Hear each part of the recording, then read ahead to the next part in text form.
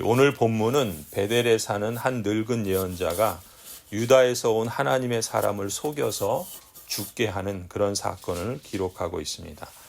먼저 이 베델의 한 늙은 예언자, 이 사람은 도대체 어떤 사람인가라는 것을 우리가 좀 명확히 할 필요가 있습니다. 앞서 18절에 보면은 우리가 읽은 본문 18절에 이 늙은 예언자는 자신이 받지도 않은 하나님의 말씀을 받았다고 거짓말을 합니다. 이 거짓된 예언자들의 공통된 특징이 이거예요. 내가 하나님께 이런 말씀을 받았어 라고 하면서 사람들에게 말을 하면 마치 자신이 하나님의 그 대언자인 것처럼 행세한단 말이죠.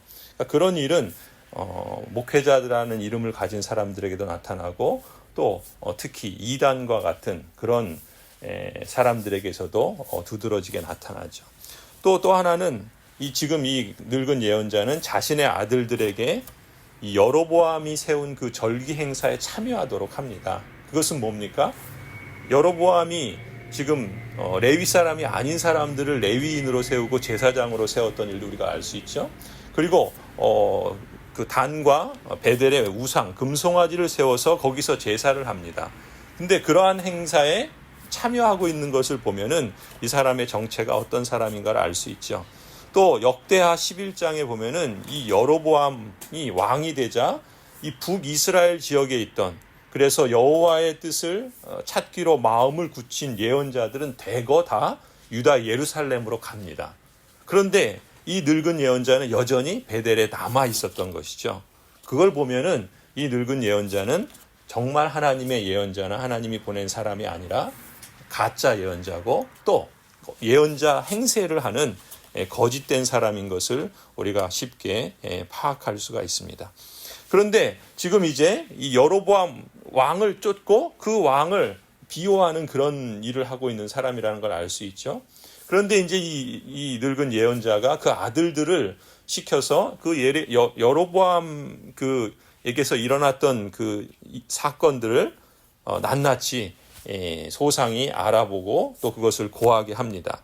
그래서 그 아들들은 하나님의 사람이 여로보암에게 했던 하나님의 말씀, 그리고 저주의 내용, 그리고 그것으로 보여줬던 징표, 그리고 하나님의 사람이 취해야 할 행동 지침, 이런 것들에 대해서 소상히 일러주죠. 그러니까 이 늙은 예언자는 아들로부터 그 얘기를 다 들은 거예요. 그러면서 그 아들들에게 묻죠. 그 하나님의 사람이 어느 길로 가더냐 묻습니다.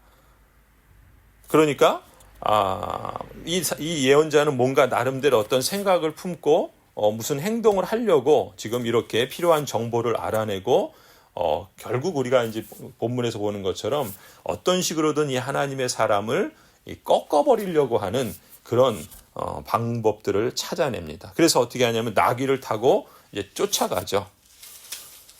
그런데 이 늙은 예언자가 이렇게 갖고 있는 생각, 그리고 그가 하는 행동을 보면 이 늙은 예언자임에도 불구하고 신속하고 단호합니다. 근데 이 신속함과 단호함은 우리가 앞에서 이 하나님의 사람이 보였던 그런 행동과 비슷한 면이 있어요. 그런데 이 늙은 예언자가 이 하나님의 사람을 만나게 되죠. 그러면서 뭐라고 권합니까? 나와 함께 자기의 집으로 가서 떡을 먹자, 이렇게 말을 합니다. 근데 이 말은 뭐예요? 이미 지금 하나님께서 이 하나님의 사람에게 말씀하신 것이 무엇인지를 알고 있어요. 그러니까 이 하나님의 사람은 그 베델에서 떡을 먹지도 말고 물도 마시지도 말고 돌아온 길로 가지도 말라라고 하는 그 말을 했었죠. 그런데 그걸 알면서도 그 하나님의 사람에게 이 늙은 예언자는 권하는 거예요. 무슨 얘기입니까? 지금 하나님의 사람 앞에 정면으로 도전하고 있는 거예요.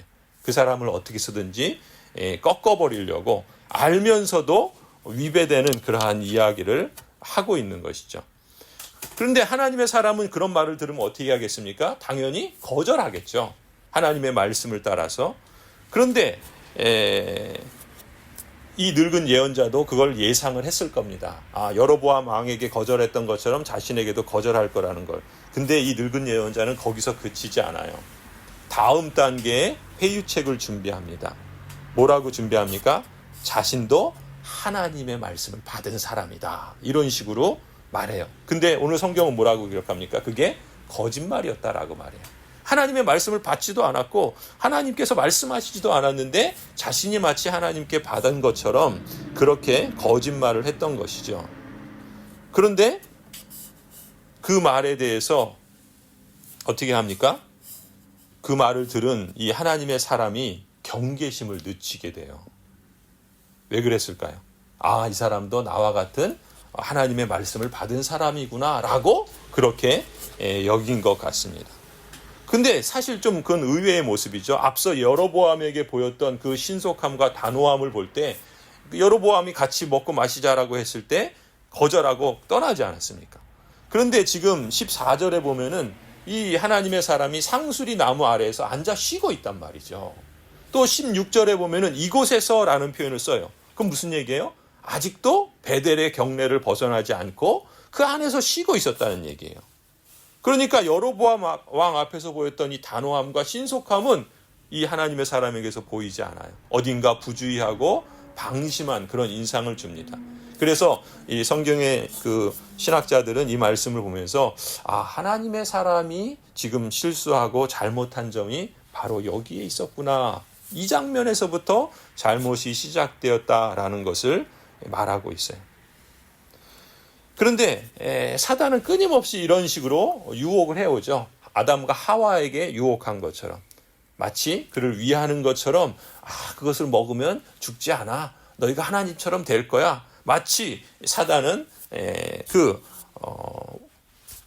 이리처럼 양의 탈을 쓰고서 유혹을 한단 말이죠. 이 늙은 예언자가 지금 그렇게 했던 것입니다. 그런데 이러한 유혹에 대해서 이 하나님의 사람은 거기에 넘어가게 됩니다. 하나님의 사람은 자신이 앞서 받은 하나님의 말씀과 또 이 베델의 늙은 예언자가 말하는 그 말이 서로 다르다라는 것을 알매도 불구하고 그것을 심사숙고해서 참과 거짓을 분별하고 그를 따르지 말았어야 되는데 그가 늙은 예언자라고 하는 자신도 하나님의 말씀을 받았다라고 하는 그 말에 그냥 맥없이 넘어갔던 것이죠.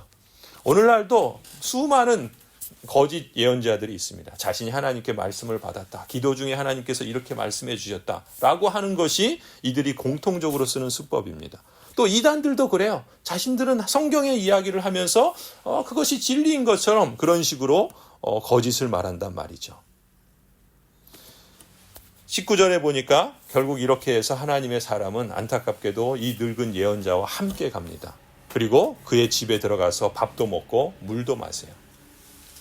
늙은 예언자가 하나님의 말씀을 받았다라는 그 거짓말에 속아 넘어간 것입니다. 사실 이 하나님의 사람이 그러한 유혹을 받았을 때 그가 이미 전에 베델 경내에서 벗어나지 않고 상수리 나무 아래에서 휴식한 것은 실수이죠. 그러니까 잘못한 거예요. 그러면 그 잘못을 뉘우치고 또 속히 그 길을 떠나서 유다로 내려가야 했었겠죠.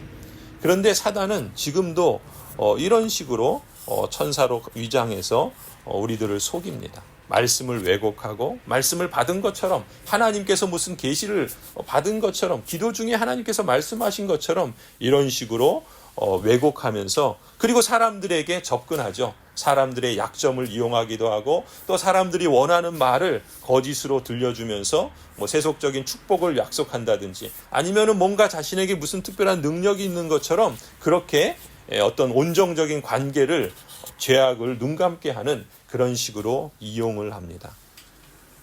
안타깝게도 여로보암 왕의 불같은 호령에도 흔들리지 않던 이 하나님의 사람이 이 거짓 예언자의 말에 넘어가고 맙니다. 결국 함께 먹고 함께 마시게 되죠.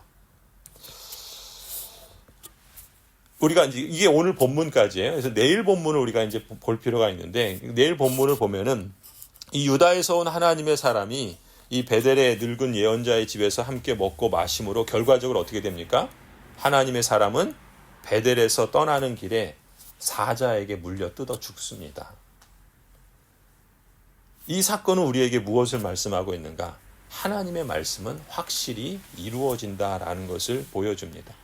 오늘 본문에서 여호와께서 하신 말씀, 떡도 먹지 말고 물도 마시지 말고 왔던 길로 되돌아가지도 말고 하라는 이 말씀이 3번이나 반복되고 있어요. 13절, 9절, 17절, 22절. 무슨 얘기예요? 이 말씀이 얼마나 중요한가라는 것을 강조하고 있습니다. 보통 사자는, 지금 이 사자가 이 하나님의 사람을 물어뜯어 죽입니다.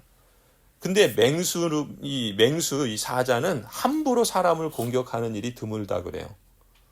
하나님의 사람을 그러니까 줄이지 않는 한, 배고프지 않는 한 공격하지 않는다는 거죠. 근데 이 사건이 좀 특이한 건 이 하나님의 사람을 공격한 사자는 그를 죽여만 놓고 그 시체를 먹지 않아요. 그리고 어디로 물고 가지도 않았습니다. 더구나 더 희한한 건 그 하나님의 사자가 탔던 나귀조차 달아나지 않고 그 자리에 그냥 머물러 있어요. 사자도 그 자리에 그냥 그대로 있다라고 성경은 기록하고 있어요. 상식적이지 않은 특이한 사건을 말합니다. 그 일을 25절에 보면 지나가는 사람들이 보고 그 일에 대해서 많은 사람들에게 널리 알렸다 그래요. 그러니까 이스라엘의 이 행인들은 이 특이한 죽음 현장을 목격하고서 늙은 예언자의 그런 성읍에서뿐만 아니라 베델에서뿐만 아니라 그들이 닿는 곳마다 그 일을 화제거리로 삼아서 말을 전한 것 같습니다. 그가 하나님의 죽은 사람이 하나님의 사람이었다는 점과 그 사람이 왜 그렇게 처참하게 죽었는지, 그리고 사자가 왜 그를 죽여놓고 먹지 않고 또 그 나귀를 그대로 또 거기 옆에 있었는지, 떠나지 않고 거기 있었는지, 이런 일들에 대해서 이야기를 했겠죠. 이 일이 누구에게까지 전해졌겠습니까? 여로보암 왕에게까지 전달이 됐겠죠. 여로보암이 이 소식을 들었을 때 이 일에 대해서 여로보암은 어떤 생각을 가져야 마땅하겠습니까? 사실 이 일은 무엇보다도 하나님의 말씀을 거스려서 거짓된 하나님의 예언자를 따르거나 또 그러한 가증한 우상숭배에 빠졌던 그 사람들에게 하나님께서 심판하시고 징계하신다라는 것을 실질적으로 보여준 충격적인 사건이라는 것이죠. 이것은 단순한 재난이 아니라 하나님의 징계였던 것입니다. 이 모든 사건은 여로보암이 단과 베델의 금송아지를 만들고 하나님이 정한 규칙대로 제사장을 세우지 않고 아무나 제사장을 세우고 절기를 자기 마음대로 바꾸었던 이런 거짓된 종교적인 일들 때문에 하나님께서 말씀하시는 일종의 상징적인 또 실제적인 그런 사건을 통한 메시지라는 것이죠.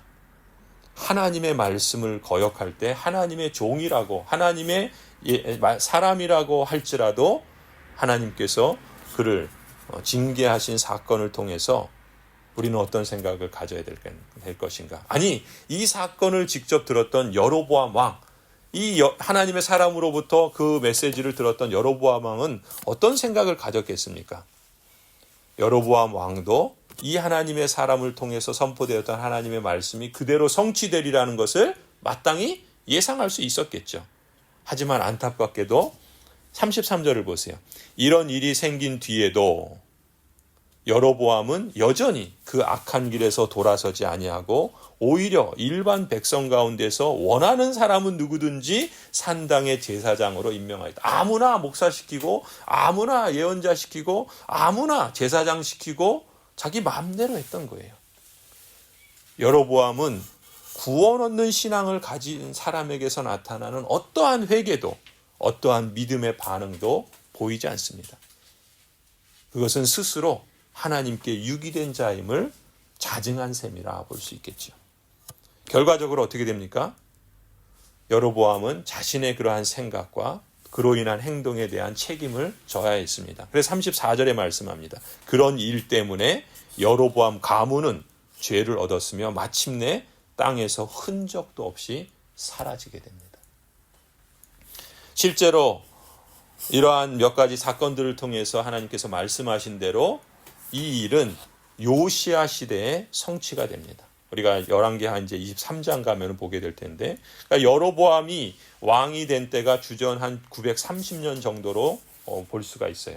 그리고 남유다의 요시야가 왕이 되고 나서 18년에 율법책을 발견하죠. 하나님의 말씀 모세의 율법을 발견합니다. 그때 이제 종교 개혁을 일으키게 되는데 그때 이 여로보암의 가문이 완전히 진멸을 당합니다. 그 역사가 성취가 되죠. 그러니까 한 300년 후에 이 하나님의 말씀이 그대로 다 성취되는 것을 우리는 과거의 역사를 통해서 알 수 있습니다. 성경은 하나님의 은혜에 대해서 말씀합니다. 또한 하나님의 심판에 대해서도 말씀합니다. 하나님께서 택하신 사람에게는 하나님의 은혜로 선택하시고 부르셔서 구원해 주시고 하나님과의 조화롭고 올바른 관계로 이끌어 주셔서 그리스도 예수의 날까지 끝까지 그 은혜 속에서 인도하시고 보존해 주신다는 하나님의 약속, 그 약속은 반드시 성취가 될 것입니다. 그런 점에서 우리는 하나님의 택하신 백성이라는 그 정체성을 분명히 하고 또한 그런 우리 자신으로서 하나님과 여러 삶의 모든 관계 속에서 구원받은 하나님의 백성으로서 그 받은 믿음의 선물과 또 그것으로 나타낼 수 있는 회개에 합당한 모습들, 이것을 우리가 반응하며 나아가야 할 것입니다. 더 나아가서 우리는 적극적으로 하나님이 기뻐하시는 일, 하나님께서 말씀하신 것을 찾고 구하고 또 그러한 선을 행하는 삶으로 마땅히 감사의 응답으로 하나님을 사랑하고 이웃을 사랑하면서 하나님께서 우리에게 주신 그 관계를 계속해서 유지하며 누리며 또 하나님 되심과 하나님의 영광을 드러냄으로써 우리의 구원을 이루어 가야 할 줄로 믿습니다. 하나님의 은혜가 주는 그 구원의 확신과 그 안도감을 우리는 확인하고 누려가면서 동시에 이 안도감이 지나쳐서 방탕함이나 또 죄악에 빠지지 않도록 혹 실수하고 넘어질지라도 회개하고 또 믿음의 반응으로 하나님이 기뻐하시는 또한 선을 추구하면서 두렵고 떨림 가운데 하나님께서 우리 안에서 이루어 가시는 그 거룩의 여정을 우리 역시도 하나님의 말씀을 의지하고 의존하며 그 말씀의 표준을 삼아서 거짓된 어떤 사람들의 말이나 어떤 다른 그러한 거짓된 신앙들을 추구할 것이 아니라 하나님 나라의 시민으로서 오직 우리의 그 삶의 표준인 이 하나님의 말씀을 따라서 그리고 그 말씀을 우리에게 잘 정리하고 가르쳐주는 하나님의 그 말씀의 교리들을 따라서 또 우리가 무엇보다도 하나님의 그 성령 하나님을 의존하고 그 하나님을 신뢰하며 믿음의 길, 하나님이 기뻐하시는 길을 제자의 길을 계속해서 걸어가야 할 줄로 믿습니다. 하나님께서 이러한 은혜를 우리에게 이미 주셨고 그 은혜를 우리가 더욱더 드러내므로 하나님을 영화롭게 하는 복된 삶이 되기를 간절히 축원합니다.